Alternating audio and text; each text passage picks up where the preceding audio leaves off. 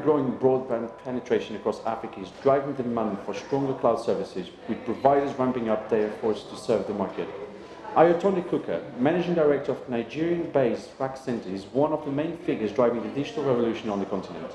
Ayotunde, thanks a lot for talking to me. Pleasure. So broad question, because we talk more or less once a year. So let's get a broad question, a quick update on the market over the last 12 months. Okay, yes. Over the last 12 months, we've seen a good progression in the market. RackCentre's been live now for 6 years. In that time, we've been changing, educating the market, changing perspectives, making companies realize the benefits of co-location, building a fantastic ecosystem of carriers, content distribution networks, ISPs, and so on. And in that time, we've seen over the last year a significant increase with respect to the demand for co-location. So much so now that we're going from a 750 kilowatt installation to 1.5 megawatts, and seeing that trajectory onto a 10 megawatt location and a location elsewhere. I liken it to what happened in South Africa with Datacloud. About 6 years ago, I think they were around about a 2 megawatt, 1.5, 2 megawatt company. They've grown 20-fold. Some of the green shoots of that same kind of pattern starting to emerge, and that's what we've seen over the last 12 months. So the potential is starting to be realized, is what we're seeing. And we're seeing a significantly more robust acceptance of having to co-locate. The example I give is, if a CEO says to another CEO, I'm building a data center, they'll probably think, he must have lots of money to burn. Why don't you put the money in? Because we have examples of customers that are absolutely happy with the service they're getting. And the word gets round, the acceptance of it becomes much more normal, which is now what we've seen over the last 12 months. And we expect that trajectory to start to progress. Not just in Nigeria, actually. I think it's starting to happen, well, certainly across the region, but look at what's happening also elsewhere. Perhaps you've seen it at this conference. It actually just feels quite really, as in real, dynamism. Does it feel that the market has matured a little bit in the last 12 months? Exactly. It's happening significantly more. That summarizes it very well. And those are the dynamics and the change in dynamics we've seen over the last 12 months. Okay. And in terms of investment, for example, how would you say the investment has shifted as well over the last 12 months? Because before, investors were mostly African-based, there were some Americans and stuff, but because of so much movement, there's been some acquisitions, there's been a lot of money put towards, so a lot of capital to build new facilities. Where is all this money coming from? Are we seeing different players now? A lot of money is coming from the announcements you see with CDC, for instance, activity in East Africa. Just at the conference today, IFC was talking about some of the things that you're doing. Look at the conference here, you've got some of the private equity investors here to observe what's happening. So there's a lot of a tremendous amount of interest in the data center space. Not just in the data center space, there's an emerging cloud space as well. You see, most of it, the money is actually coming from out of Africa, is what we're seeing. And a lot of the interest is coming out of Africa. What we see is that the investments have to be structured in the right way, because the amount of capital that's required to build out has to be well priced. It has to be good patient capital. So you're getting a mix of equity and debt in the kind of deals that are starting to come to Africa. You've got to spend money to make money. It's a bit of a risk. Yeah. And then you get the upside with an equity deal. And we now need to have investments at pace, actually. So there's a lack of investment at the moment? Not in terms of money, but a lack of risk takers. Let's put it that way. Actually, the profile in terms of how I've seen that change in the last year. significant difference in views of the investors and the profile, the risk profile they put to data center businesses, cloud businesses in Africa. The reason I'm talking about needing to investors at pace is because the demand for capacity is starting to grow, and we're seeing that, which is good. You see, data centers underpin interconnectivity and sort of vice versa. Broadband penetration is absolutely key for economic development, especially in Africa. So the quicker that we can actually bring the infrastructure into place, of course, to meet the demand, right, the better. And we now see that demand is starting to grow.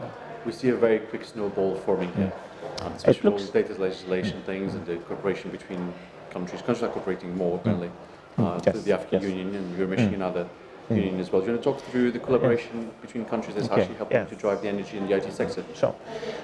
You've got the regions in Africa, Economic Community of West Africa states, where Nigeria is, and up to the Africa Union.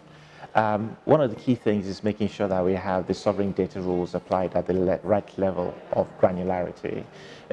Country by country, it really isn't efficient. If you look at Europe, it's the entire European bloc that has its own data protection laws. It's the whole of the US and so on. We have to do it at scale. At the very minimum, at the regional levels, like ECOWAS, for instance, but actually, why not at the Africa Union level?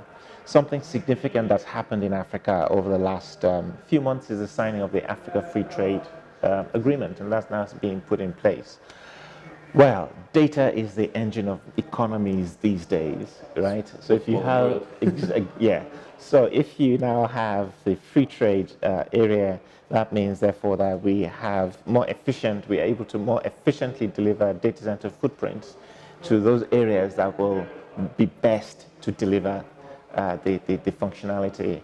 And you wouldn't have just one huge, massive data center in the middle of Africa just because of that. You'd still have the distribution of data centers. However, it makes it much more efficient to be able to host data from multiple countries in the same location, just as happens in some of the other trade blocks I talked about. Now, if you have to see how that emerges over the next 2 to 5 years. But I think it could be a really good economic impact if we have sovereign data rules applied at a continent level. Okay. Well, as I said, this all shows that the market has really matured in the last 12 months, or at least the conversations around it have matured. Yeah, they're maturing. Still maturing, I would say, but much more mature. But still a way to go through before I would say it's matured, which is good. That means that for investors, the growth prospects can be significant indeed, yes. So would you say, are we 5 years away from seeing a huge investment wave in? Or can we expect that wave to come in even earlier? I think it'll come in earlier, but I think it's going to be not just one big wave that will arrive. It's going to be it'll gain momentum, and it'll gain momentum probably not in a linear way, but you see this sort of, I wouldn't quite say exponential, but it'll just be yeah. What about RackCentre? When's your momentum? What's coming? What's coming? Of course, we're working with investors to get the right investors on board, making fantastic progress on that. We're going to be expanding our capacity, as I've said, doubling that capacity. We see very, very real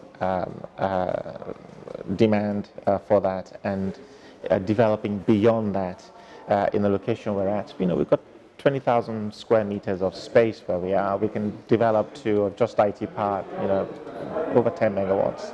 And other locations, customers want us to do that, and there are a variety of reasons why we see benefit in doing that. So in Nigeria, and of course, the regional relevance coming, being able to have other locations. These are the things we're looking at very, very carefully indeed. But our immediate expansion is very, very real, and that's happening right now. For scale. We're very excited about what's happening. It's a very exciting time for us. We've now seen a very, very strong, respected brand in the region across the continent, from the kind of feedback you get from, for instance, yourselves, and that's good. The key thing is now to sustain that, continue to grow that, and build a scale into the brand promise that we've been creating. Would you have the aim to be a main provider within just the West African region, or would you aim for a whole of Africa sort of view? The whole of Africa is attractive, it's ambitious. We may see partnerships emerge. Okay. Right. It may well be. We'll see. We just have to see how that develops over the next 2 to 5 years. But you can see how we work together. The key players across the continent at this event, for instance. And you can see the chemistry is good across competitors, and that's not a bad thing. So it opens the possibilities. I think it's friendly competition here. It's friendly competition. Competition is competition, and you compete, right? But you also have co-opetition. We have may one have MDXI, but may one is present in RackCentre, and we talk about what we need to do with the market, but we compete, as key competitors, and that's healthy. So I think you see collaborations coming through. It may be that you'll find players who want to come to West Africa might find it more efficient to collaborate. So we'll see a variety of models emerge over the next 2 to 5 years. Okay, definitely a very exciting time ahead for both you and the continent. Yes, it is. One thing, if you look at the mobile telephony world, you have about 2 players that are Pan-African. You have some regional players that are doing perfectly fine.